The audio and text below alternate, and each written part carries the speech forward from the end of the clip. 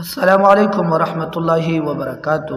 حضرات سامعین کرام، زمون دا ویډیو نن د هغه اشخاصو په باره کې ده کوم چې موز نه ادا کوي، د موز خیال نه ساتي، د موز پروا نه کوي.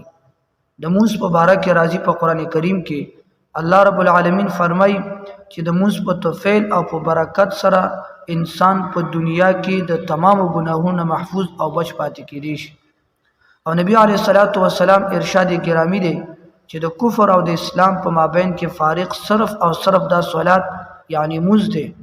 او الله تعالی چې د کوم مسلمان بندنه ناراض او خفه شي نو هغه باندې رزق نه بندي، هغه باندې رزق تنگسیا نه راولي، بلکې الله تعالی د هغه نه د سجدي طاقت سلب کی، د سجدي توفیق ورته نصیب کوي.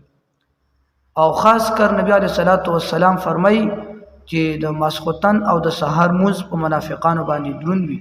نو موږ تاسو که خپل معاشره کې چم گاوند کې گیر چا پیرچل کې وګورو نو دغه دواړه منځونه او بیا خاص کر د سحر موز خو چې کم دیږي کې موږ ډیره بے پروا.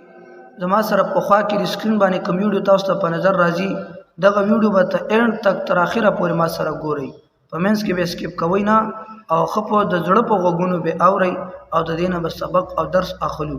او ان شاء الله په اخره کې به ټول دا مصمم او پکه اراده کو چې د نن وروسته به 15 وخت موز په پابندۍ سره کو او د دې به خیال سره ګوره دا مسله ما بار بار کړې ده.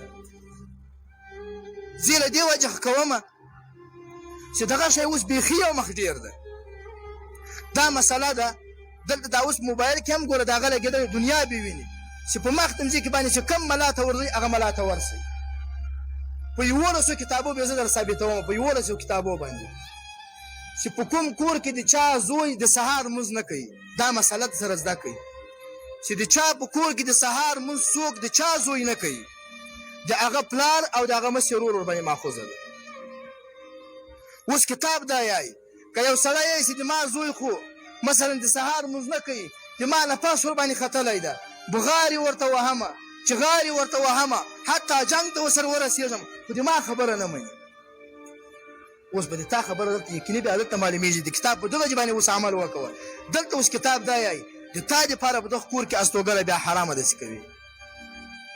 ته به اجرت نه دغه کوره جغ کوې او لاړ سې د بل په پیټک باندې ته واړوه. که د تا په زوی کې غیرت و دی به ورې پسې دارسي، که نه تا الله ویني الله به په تا باندې رحم کوي. دا دنیا خو به در باندې تېره سي، الله رب العزت به تا ته د دغه اجرت توجهه د قیامت ورځ باندې به الله یو لوی مقام درکړي.